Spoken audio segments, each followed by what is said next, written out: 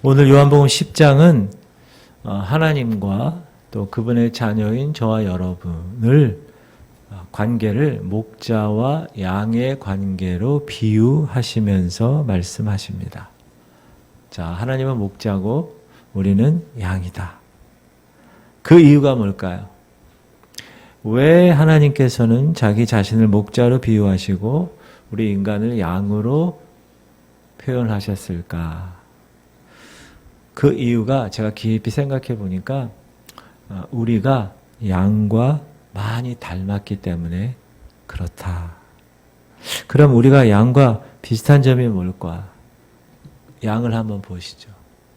저는 실은 양을 실제로 본 거는 저기 양떼 목장이라고 그 강원도 어디인가 있어요. 거기 이렇게 그쪽에서 한번 처음 본 것 밖에 실은 양을 경험하지 못했는데, 양은 어떤 동물인가 한번 볼게요. 양은 시력이 약한 동물입니다. 눈이 나빠요. 저도 좀 눈이 많이 나쁜데, 전 중학교 때부터 안경을 껴가지고 제가 이렇게 안경을 벗잖아요. 그럼 여러분이 안 보입니다. 그냥 물속에서 이렇게 보는 것처럼. 양이 그렇다는 거예요. 그래서 앞에 뭔가 보이고 그 앞에서 뭔가 움직이면 그걸 그냥 졸졸 따라다니는. 그래서 양을 치는 개들이 옆에서 막 이렇게 양을 칠 때 그 개가 목자인지 알고 쫓아가는 양도 있다고 합니다. 만약 앞에 가고 있는 양이 낭떠러지로 가서 떨어지면 바로 뒤에 가는 양도 그 앞에 양을 따라가다가 그냥 낭떠러지에 떨어진다고 해요. 그만큼 보이질 않는다. 다시 말하면 양은 한치의 앞을 내다볼 수 없는 저와 여러분의 삶과 너무나 많이 닮았다. 여러분, 우리 인생들이 앞을 이렇게 알 수 있을까요? 내일 어떤 일이 일어날지 모르는 그러한 한치 앞도 못 보는 존재다. 두 번째, 양은 잘 속는다. 이 양떼가 눈이 나빠서 분별력이 없기 때문에 그 개들 있잖아요. 개, 야생, 들개, 이런 들개들이 양을 잡아먹으려면 어떻게 하냐면 이렇게 골짜기로 이렇게 양들을 이렇게 모란 이렇게 집어넣는데요. 좁은 골짜기로. 그리고 나면 양들이 모르니까 막 좁은 골짜기로 들어가면 거기서 다 잡아먹는다. 잘 속는다는 거죠. 우리 사람도 잘 속습니다. 여러분, 이 중에서 잘 안 속는 사람들 있죠? 그런 분들은 감사하셔야 돼요. 근데 잘 속는 사람도 참 마음이 아플 때가 여러 번 있긴 하지만, 사람은 죽이려고 속이고 살려고 속이고 속이면서 사는 그런 삶이 저희들 말고 제 세상에는 너무 많은 것 같아요. 그렇죠? 장사하는 사람들 보세요. 뭐 물건 파는 사람들, 자동차 세일즈맨들, 뭐 다단계, 뭐 이런 사람들 보세요. 아이고, 말은 참 잘해요. 알고 보면 그렇지 않아. 잘 속아. 세 번째 양의 특징은 잘 넘어집니다. 양은 그 몸통에 비해서 다리가 이렇게 단단하지가 않고 강하지가 않아서 재빠르게 움직이지를 못해요. 그래서 넘어집니다. 그리고 양이 뛰는 속도 보세요. 이렇게 TV에서 보면 이렇게 막 둥글둥글 넘어질 것 같은. 그러니까 맹수가 가까이 쫓아와서 이렇게 물면 다 100% 잡아먹히는 경우가 많습니다. 자, 우리 인생도 잘 넘어집니다. 대부분 돈 때문에 넘어지고요.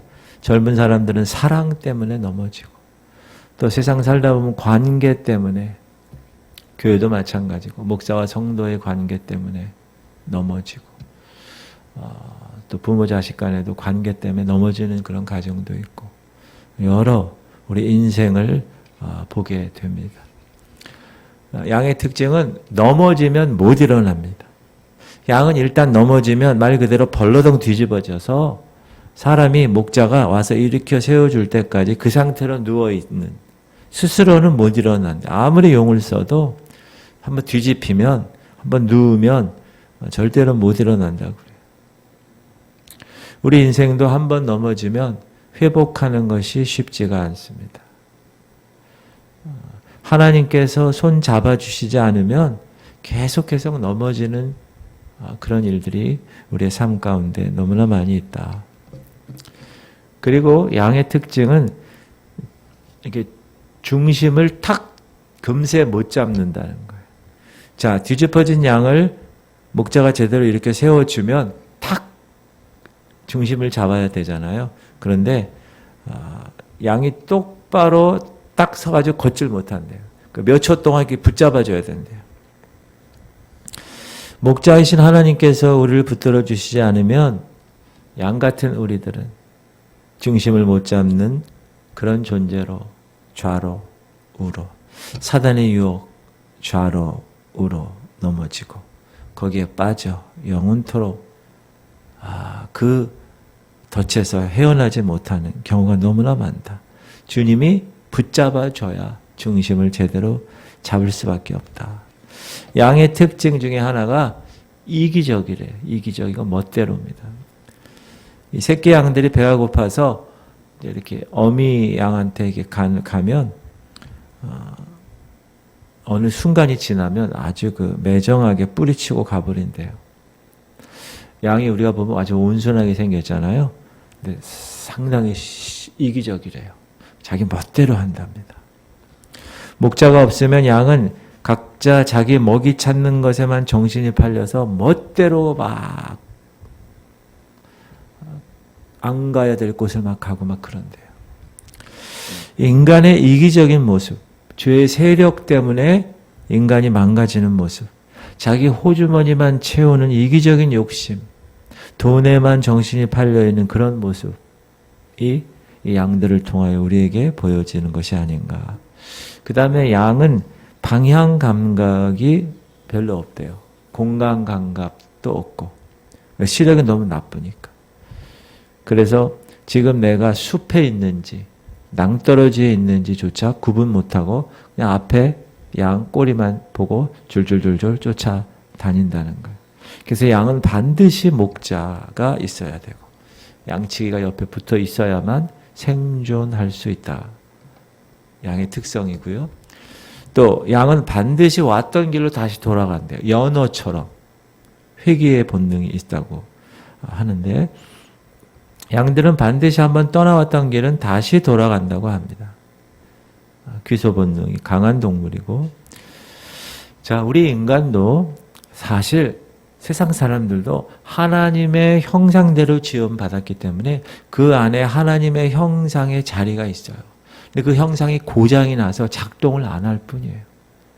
그래서 항상 그 하나님의 형상, 하나님의 형상대로 지음받은 이 작동되지 못한 그것을 인간적인 생각으로 작동을 하려고 그래요. 어떤 것으로? 채우려고 그러는 거예요. 술로 채우고, 여자로 채우고, 돈으로 채우고, 쾌락으로 채우고, 취미로 채우고, 자존감으로 채우려고 그렇게 애를 쓰는 그런 존재입니다. 양은 방어력이 제로다, 없다. 자신을 방어할 만한 능력이 전혀 없는 동물, 잘 속고 잘 보이지 않으니 뛰어가지도 못하고 그러니 반드시 누군가가 지켜줘야 되는 의존적인 동물, 반드시 목자가 필요한 의존적인 동물이 양이다. 인생도 마찬가지다. 여러분 얼마나 많은 인생들이 질병에 노출되어 있어요. 그렇죠? 또 사단의 그 속임수에 항상 덫이 걸려 있지 않습니까? 하지만 인간 스스로 방어할 수 없다. 우리는 하나님의 자녀이기 때문에 사단을 깨부시고 사단을 대적할 수 있는 하나님의 자녀의 권세를 받았으니까 망정이지. 그렇지 않은 사람들은 다 뭐죠? 사단에 대한 아무런 보호장치가 없습니다. 사단의 밥이에요. 밥. 인간은. 양의 특징 10번째는 죽을 때가 되면 조용히 안 돼요. 그 죽은 걸 알아서 조용히 온순해진대요. 염소나 돼지 같은 동물, 여러분 돼지 잡는 거 직접 보시는 사람 있어요? 돼지? 저는 한 번 보고, 저는 개는 죽이는 걸 많이 봤어요. 저희 동네 예전에 마포 살 때 개를 많이 죽였어요. 산동네에서. 그래서 이제 개도 막 소리를 지르고, 특히 돼지는 얼마나 소리를 지르는지 몰라요. 죽을 때. 발버둥 치고 꽥꽥거리면서. 그런데 양은 이 죽음 앞에서만은 모든 것을 체념한 듯 온순하다요. 우리 인간도 여러분 죽을 때 되면 막 발악하는 사람들이 있죠. 대부분 다 어떻게 하죠? 우리 믿는 사람들은 어떻게 돌아가세요? 제가 임종의 돌아가시는 분, 특히 크리스찬으로 돌아가시는 분들 보면 아주 편안하게 이제 때가 돼서 갈 때가 됐구나.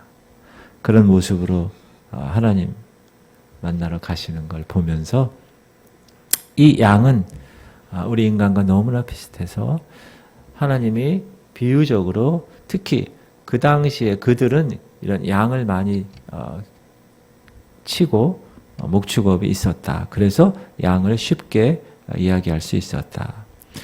자, 이처럼 양은 절대적으로 목자의 도움이 필요한 존재라는 사실을 알 수 있습니다. 결코 스스로 자신의 생명을 지킬 수 없다. 어디로 가는 길이 생명의 길인지, 어디로 가는 것이 사는 길인지 스스로는 알지 못한다. 그러므로 양과 너무나 비슷한 인간도 목자, 인생의 목자가 반드시 필요하다. 그런데 오늘 요한복음 10장은 예수 그리스도 그분이 양의 문이라고. 여러분, 양의 문이라는 게 뭐예요? 문으로 들어가면 그 양을 만날 수 있다. 그리고 그 양들은 그 예수 그리스도 문으로만 들어가야 된다. 그리고 또 하나, 선한 목자라고 말씀을 하십니다. 목자인데 너무너무나 선한 목자. 꼭 필요한 목자. 우리 인간에게 있어서. 하나님은 자신을 양의 목자라고 표현하시는 것이 성경에 많이 나와요. 그래서 구약에 보면 우리가 잘 아는 시편 23편에서 다윗이 1절에 뭐라고 그랬습니까? 시작. 여호와는 나의 목자시니 내게 부족함이 없으리로다. 그분이 나의 목자라고 이야기합니다. 하나님은 다윗의 이 찬양을 아주 좋아하셨어요. 다윗은 인간은 목자 없이 살 수 없는 양과 같은 존재라는 것을 깨달았어요. 그 목자 되신 하나님께서 이제 우리들을 그 한 치 앞도 못 봐서 막 가다가 막 사망에 가는 그 길에서 구출하셔서 예수 그리스도를 통하여서 구출하기 위해서 이 땅에 오게 하시고 이 땅에 있는 양 같은 우리들을 건져내시고 하나님의 거룩한 백성으로 삼아 주셨다가 저 천국에 들여보내기 위해서 이 땅에서 훈련을 시키신다. 바로 그분이 우리를 위해서 오신 그분이 예수 그리스도다라는 것입니다. 그런데 예수님 당시에 그 예수 그리스도 양의 문이시고 선한 목자 되시는 그 분을 사람들은 몰랐다. 특별히 그 당시 그 유대의 종교 지도자들 예수님을 몰랐다. 몰랐을 뿐만 아니라 예수님을 싫어했다. 예수님만이 구원의 유일한 문이고 예수님만이 양에게 있어서 생명을 주고 풍성한 삶을 주시는 선한 목자라는 것을 이 유대 지도자들은 인정하려 들지 않았다. 그래서 목자이신 예수 그리스도의 음성을 듣기를 거절하고 귀를 닫아버렸다. 어떻게 해서든지 저 예수라는 존재를 넘어뜨리려고만 했다. 그분의 음성에 귀를 기울이지 않으려고 작정을 한 사람들. 그런데 본문 11절에 다시 한번 읽을게요. 시작. 나는 선한 목자라. 선한 목자는 양들을 위하여 목숨을 버리거니와. 여기서 선한, 우리가 영어의 good shepherd, good, 좋다는 뜻이 칼로스라는 이 뜻은 모든 면에서 흠잡을 것이 없는 상태를 말합니다. 예수 그분이 우리의 모든 면에 있어서 흠잡을 것이 없이 우리를 이끌어 주시는 분이시다. 하나님의께로 들어가게 하는 양의 문이 되신다. 유일하신 그런 목자이시다라고 이야기합니다. 그렇다면 본문이 주는 교훈을 통하여서 예수 그리스도 그분이 선한 목자가 되는 이유가 뭘까? 한번 몇 가지 은혜를 나눠보고자 하는데, 첫 번째는 그분이 우리를 인도하시는 분이기 때문에 그래요. 우리를 인도하시는 분. 여러분, 예수 그리스도 그분이 여러분의 삶을 오늘도 이 시각까지 인도하시는 분이라는 사실을 믿으십니까? 이건 정말 중요한 거예요. 미국의 이 왼쪽에 있는 분이 캐서린 마샬이라는 사람이에요. 네, 이분 이야기인데요. 이 여인이 남편이 피터예요. 그 사람이 미국 국회의원 상원회의의 목사님이셨어요. 두 분이 그렇게 금술이 좋고 신앙생활이 좋은 분, 그리고 남편이 정치적으로 권력이 있고 정말 권세가 있는 그런 집안이었는데, 어느 날 연락을 받습니다. 이 아내가. 이 남편이 심장마비로 쓰러졌다는 거예요. 깜짝 놀라서 어린 아들과 함께 병원으로 달려갑니다. 딱 달려가서 봤더니 아침에 그렇게 키스하면서 허깅하면서 출근했던 자기 남편이 싸늘했는데, 여러분이 만약에 그 주인공이라면, 이 캐서린 이 여인이 자기 남편이 아침에 그렇게 인사하고 갔는데, 그것도 국회에서 아주 권세가 있는 그런 남편인데 하루아침에 죽었어요. 남편의 싸늘한 얼굴을 보고 이 어린아이 손을 붙들고 나오는 이 앞이 캄캄해진 이 여인, 무슨 생각을 했을까요?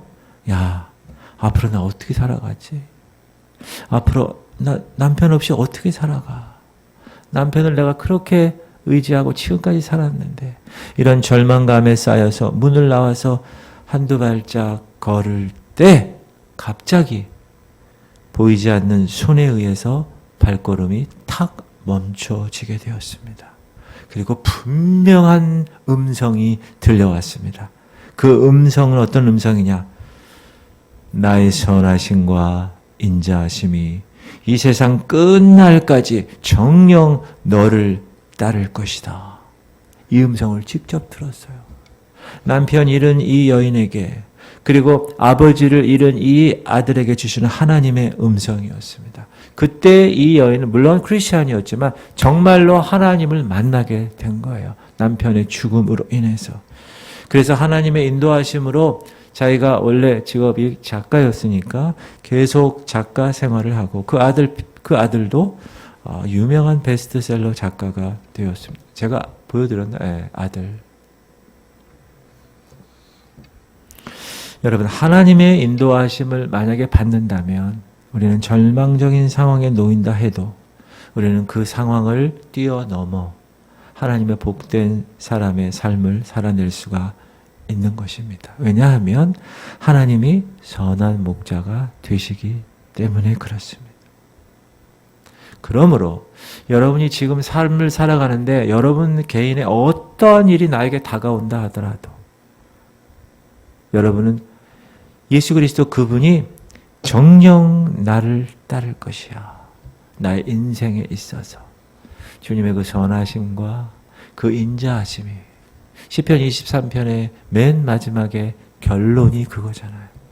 그런 마음을, 그런 말씀을 탁 붙들고 살아나가는 여러분 되시길 바랍니다. 지금은 너무 힘들어. 살 수가 없을 것 같아.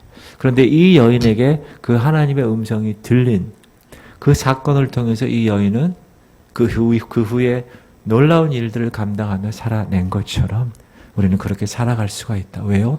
선한 목자가 되시는 분이 그분이기 때문에, 나를 인도하시는 분이기 때문에. 3절 시작. 문지기는 그를 위하여 문을 열고 양은 그의 음성을 듣나니 그가 자기 양의 이름을 각각 불러 인도하여 내느니라. 인도하여 내느니라. 이 인도하여라는 말이라는 건 뭐냐면 자기에게 속한 양들을 개별적으로 철저하게 아는 거예요. 각자의 처한 형편에 따라서 적절한 방법으로 인도하신다는 거예요. 누가요? 예수님이. 누구를? 여러분. 교회 목사는 목자라고 합니다. 영적인. 저도 이 지구촌 성결교회 부임한 이후에 하나님 맡겨주신 양들의 이런 처한 현실들, 지금 이 권사님은 어떻고 이 집사님은 상황이 어떻구나. 혼자 사시는구나. 적적하시고 있구나. 그러면 전화 한 통화라도 더 드리고 싶고 또 아프시구나. 그러면 더 하나님께 간구하고 치유를 위해서 선포하며 이런 애를 저도 쓰려고 노력을 합니다. 바로 예수님 그분이 선한 목자가 되어주셔서 목사인 저하고는 비교가 안 되겠죠.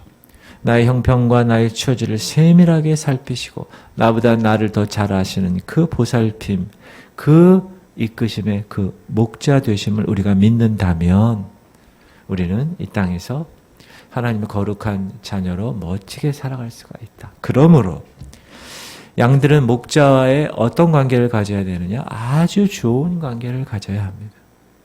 목사는 성도들과 좋은 관계를 가져야 되고 성도님들도 저와 좋은 관계를 가지셔야 됩니다.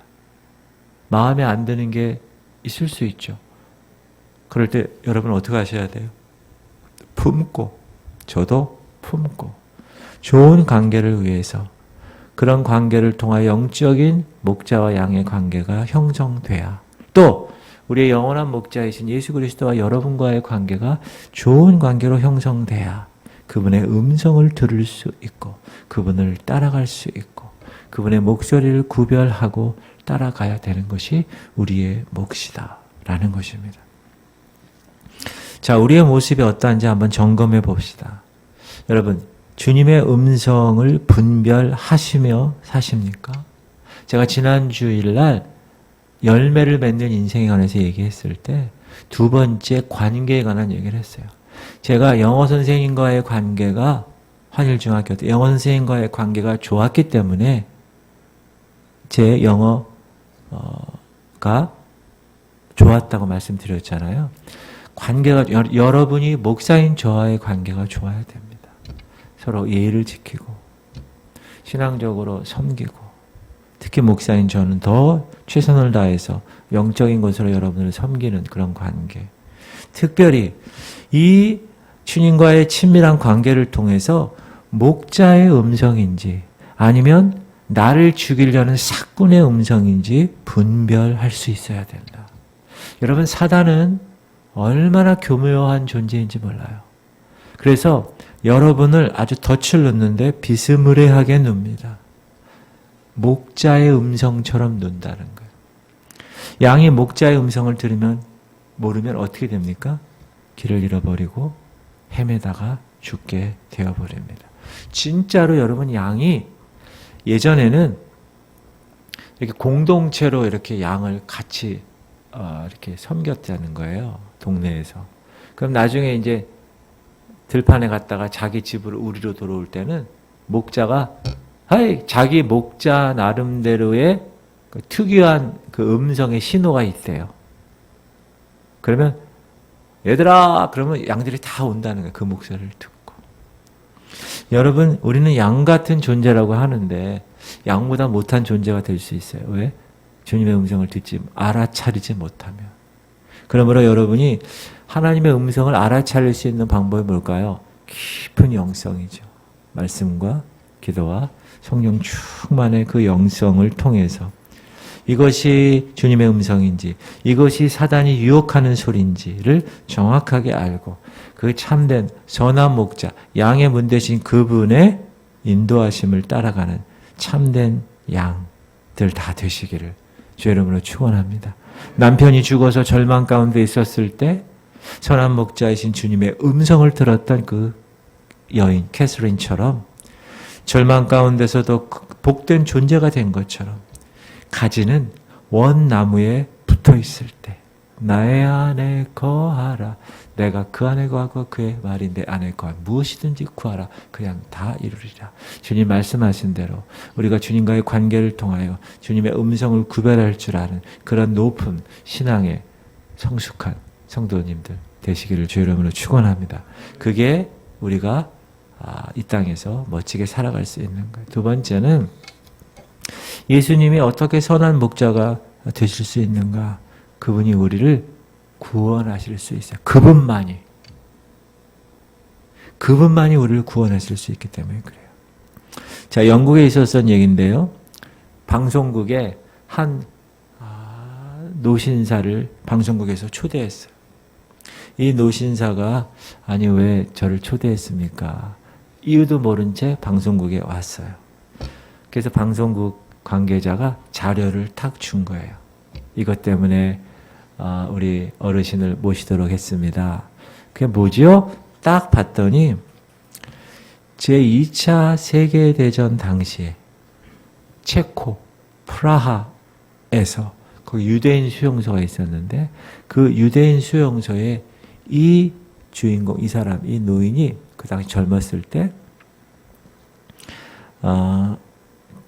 유대인 아이들이 그 수용소에 있다는 것을 봤어요. 얼마나 마음이 아팠는지. 그래서 자신이 최선을 다해서 이 사람이 은행원이었는데 당시에 29살이었어요. 29살의 이 젊은 이 은행원이 유대인 학살의 그 어린아이 학살의 현장을 보고 나서 결심을 했어요. 내가 이 애들을 내 자녀로 입양시켜야 되겠다. 그래서 유대인 아이들을 영국으로 입양시켜서 자기 자녀로 입양시켰어요. 몇 명을 입양시켰는지 아세요, 여러분? 669명의 유대인 아이들을 입양시켰어요. 그 서류와 사진이 딱 방송국에 있어서 그 관계자가 이 노신사한테 그걸 보여준 거예요. 그 노신사의 이름이 니콜라스 윈튼이라는 사람이에요. 니콜라스 저 왼쪽에 있는 사람이고 저 애기 왼쪽에 애가 그 중에 한 명이고 오른쪽 사진은 그가 이제 이렇게 한 명씩 돈을 두고 산 무려 669명의 아이들입니다. 그걸 여러분 자기 자녀로 입양시켰다는 그 사실을 이 방송국을 통해서 보도를 하니까 그 방송국에 이제 이렇게 방청객들이 있잖아요. 박수를 치면서 그에게 찬사를 보냈어요. 그러나 이 윈튼이라는 사람은 오히려 부끄러워했습니다. 그 당시 자기가 29살의 은행원이었는데 669명의 아이를 영국으로 데리고 오는데 성공을 했는데 폴란드 침공으로 마지막 250명의 아이를 태운 기차가 출발해야 되는데 폴란드에 나치가 들어옴으로 인해서 출발을 하지 못했어요. 250명이. 그래서 그 250명 아이의 생사를 그 후에 확인할 수가 없었어요. 그래서 윈턴이라는 이 할아버지가 구한 669명의 아이들보다 구하지 못한 250명의 아이들에 대한 죄책감이 있는 거예요, 여기에. 그래서 그 죄책감 때문에 평생 입을 다물고 살았어요. 자기가 그렇게 했다는 얘기를 안 했어요. 그런데 그로부터 50년이 지나서 그 아내, 윈튼이라는 사람의 아내가 집안 정리를 하다가 서류를 발견했는데 669명의 아이들 명단과 사진과 그 입양 그 자료가 탁 발견된 거예요. 그래서 이거를 알리기 시작한 거예요. 그때 드러나게 된 거예요. 50년 후에. 그래서 방송국에 알리고 자신에 대한 방송이 나가게 되는 거예요. 이 윈튼은 250명을 자기가 구원하지 못한 그 마음 가운데 그날도 방송국에서 좀 자기가 방송에 나가는 것에 좀 불편한 그런 모습으로 있었습니다. 그 아나운서가 이렇게 얘기합니다. 방청객을 한번 보십시오. 이 방청객 가운데 혹시 아시는 분이 있습니까? 그러니까 윈턴이 보고 아니요, 아무도 모르겠는데요. 그랬더니 이 아나운서가 방청객을 보면서 혹시 방청객들 중에서 이 니콜라스 윈턴이라는 이분을 아시는 분 계십니까? 혹시 일어나십시오. 그랬더니 전부 다 일어났다는 거예요. 그날은 방송국에서 그 입양한 669명을 초청해서 방송을 진행한 겁니다. 어린아이여서 구별 못했던 자기 자신을 영국으로 입양시켜서 그렇게 훌륭하게 키워나게 한 성인이 되어서 참석한 거예요. 그때 이 주인공 니콜라스 윈튼은 그들과 함께 50년 동안 참아왔던 눈물을 흘리는 거예요. 그가 구했던 669명의 아이들과 또 그 사람들이 시집 장가를 가서 낳은 손자들 포함해서 무려 6,000명의 가족이 모였어요. 그 가족을 미콜라스 예명 니키의 아이들이라고 불렀습니다. 그래서 2002년에 이 윈턴이라는 이 할아버지는 니키의 아이들 5,000명과 함께 만남의 자리를 갖고 2003년도에는 영국 왕실로부터 기사 작위를 받습니다. Sir죠, 기사. 영국의 쉰들러라고 불리는 니콜라스 윈턴은 106세의 나이로 세상을 떠났습니다. 그리고 저 오른쪽에 저 사진은 진짜로 그 당시에 그 아이들을 기차에 태우고 구출한 그 사진입니다. 당시 아무도 알아두지 않고 극비로 진행됐으니까. 그러나 669명의 생명을 구원시킨 영웅으로 이 니콜라스 윈턴은 평가를 받게 되었습니다. 여러분, 생명을 구원한 이야기는 우리의 마음을 항상 감동시킵니다. 뭉클해요. 그런데 예수 그리스도 그분이 저와 여러분의 영적 생명을 구하시기 위해서 십자가에서 피를 흘리시고 목숨을 버리신 거예요. 누구를 위해서? 저와 여러분은. 니콜라스 윈턴이 669명을 살린 것보다 비교가 안 되는 전 인류를 위해서 그렇게 돌아가신 그분. 그분이 이렇게 얘기합니다. 시작. 내가 문이 누구든지 나로 말미암아 들어가면 구원을 받고 첫 번째, 또는 들어가며 나오며 꼴을 얻으리라 두 번째. 이 구원을 받고라는 것은 이 미래 시제 수동태예요. 소데세타이라고 그래서. 이건 뭐냐? 인간의 힘에서가 아니라 하나님의 능력에 의해서 이루어지는 것을 이야기합니다. 여러분, 그래서 이 사도 요한이 요한복음을 기록할 때 두 가지를 얘기한 거예요. 죽어가는 양을 구원하시는 은혜. 그래서 그 죽어가는 양이 다시 소생케 되는 양을 자기로 삼으시고 자기 것으로 삼으시고 자기를 입양시켜가지고 먹이시고 길러주시는 은혜. 아까 니콜라스 윈턴처럼 그런 일을 한 존재. 누구라고요? 예수 그리스도. 여러분, 구원이 예수 그리스도 그분을 통해서 우리에게 선물로 주어졌습니다.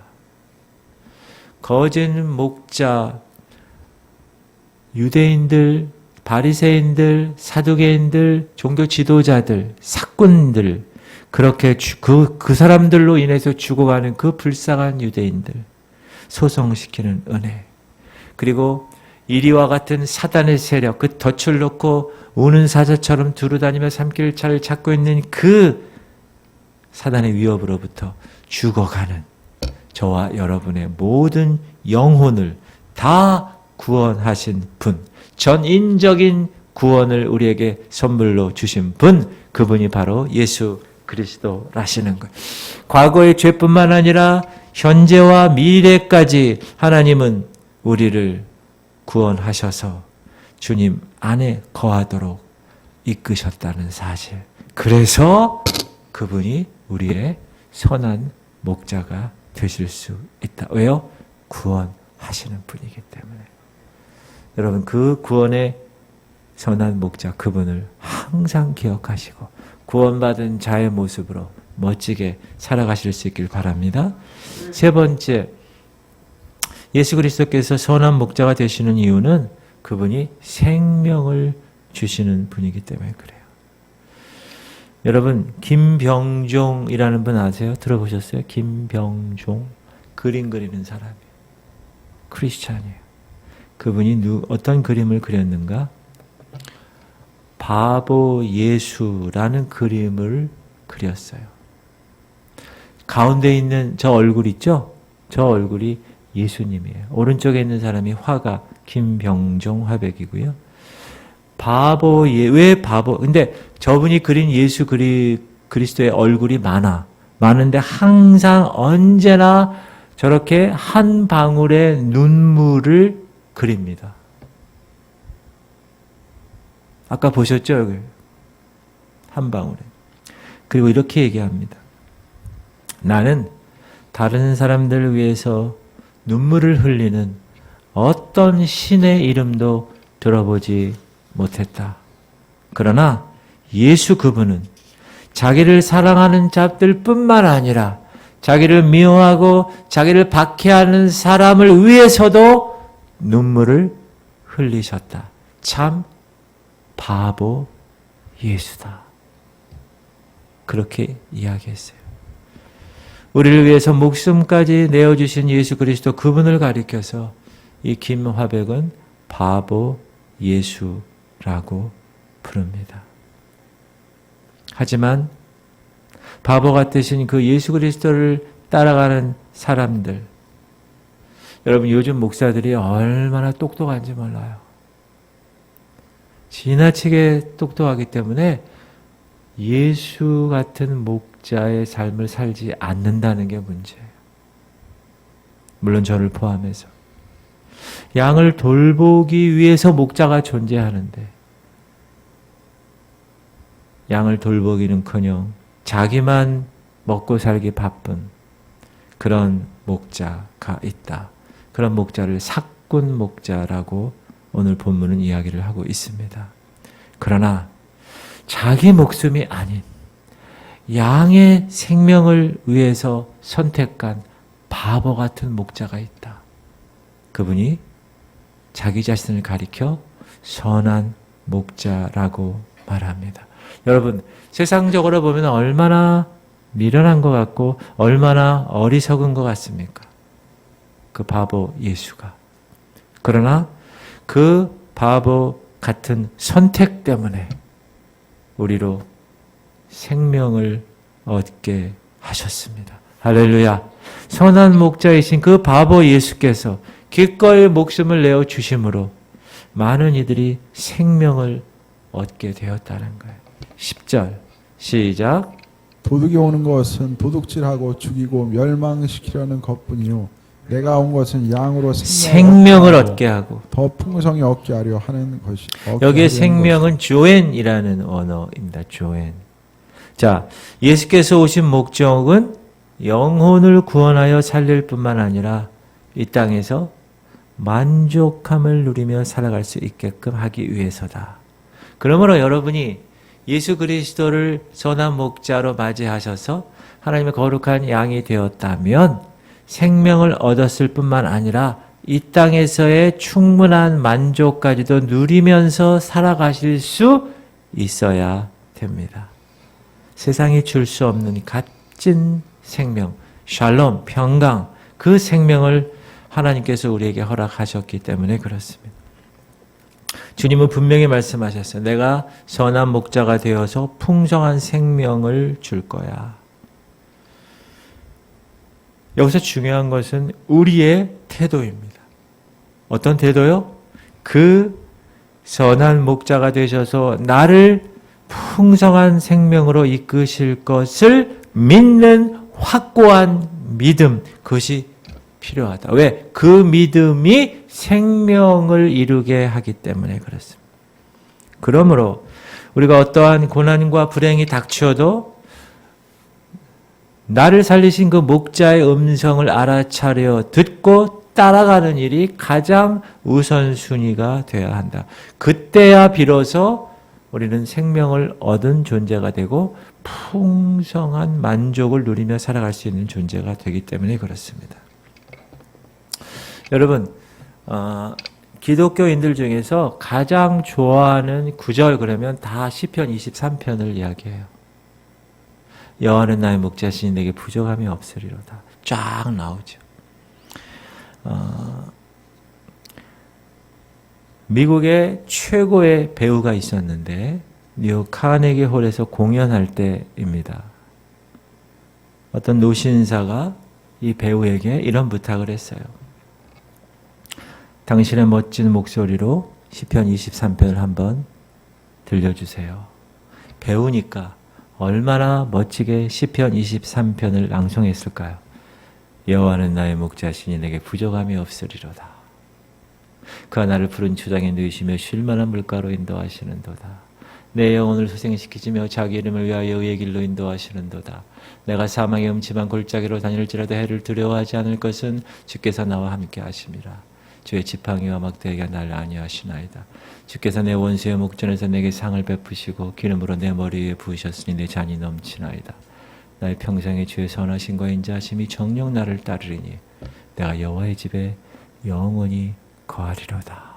그 멋진 배우가 그 멋진 소리로 맑고 아름다운 목소리로 시편 23편을 딱 낭송을 마치니까 관객들이 우레와 같은 박수로 너무너무 좋다고.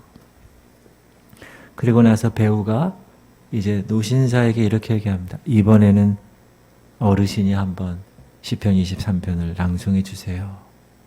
그러니까 이 어르신 노신사가 눈을 지그시 감고 시편 23편을 낭송하는 거예요. 여호와는 나의 목자시니 내 평생의 주의 인자하심과 쫙 아멘. 이 노신사가 탁 낭송을 마치니까 여기 카네기 홀에 있던 모든 사람들 다 조용해졌어요. 관객들이 눈물을 닦고 있었어요. 그리고 이 배우가 이런 말을 합니다. 저는 시편 23편을 알았지만 어르신은 시편 23편의 목자를 알고 계셨군요. 사랑하는 성도님들, 그 시편 23편에 나오는 선한 목자를 여러분은 알고 계십니까? 바로 예수 그리스도, 그분 알고 계세요? 양의 특징 중에 또 하나가 뭔지 아세요? 목줄을 매지 못하는 고집이 있는 짐승이라고 그래요. 여러분, 양 목줄 맨 양 봤어요? 한 번도 못 본 것 같아요. 왜냐하면 이 목줄을 매면 이 양이 스트레스를 받는데요. 그래서 심지어는 죽는데. 그래서 방목할 수밖에 없다는 거예요. 그런데 목자가 양을 다루는 방법이 하나 있어요. 그건 뭐냐 하면 그 고집을 꺾으려고 일부러 양 다리의 약한 부분을 딱 부러뜨린대요. 그럼 양이 얼마나 고통스러울까? 뼈가 부러졌으니까 막 운대요. 그러면 그 목자가 데리고 와서 그 부러진 다리에 기부스하고 양 우리에 넣어서 며칠 동안 지내도록 한대요. 양에게 물도 주고 꼴도 주고 다 줘서 잘 돌봐준대요. 그래서 그 부러진 다리가 점점 시간이 지나서 나으면 이제 양을 그 우리에서 데리고 나와요. 그러면 그 고집 센 양이 더 이상 고집을 부리지 않고 아주 목자의 명령에 순응한다는 이야기예요. 여러분, 예수 그리스도 그분께서 선한 목자로서 우리에게 다가오셔서 우리의 모든 것들을 다 인도하시는데 여러분들이 떼쓰고 싫다고 그렇게 반응을 하게 되면 예수님이 어떻게 하실까요? 딱 부러뜨린다. 그래서 말 잘 듣게 하는.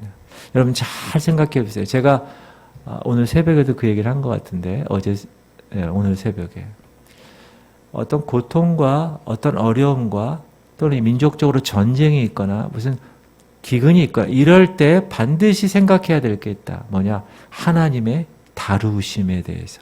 하나님이 이것을 다루시는 게 아닌가라는 생각을 꼭 하셔야 됩니다.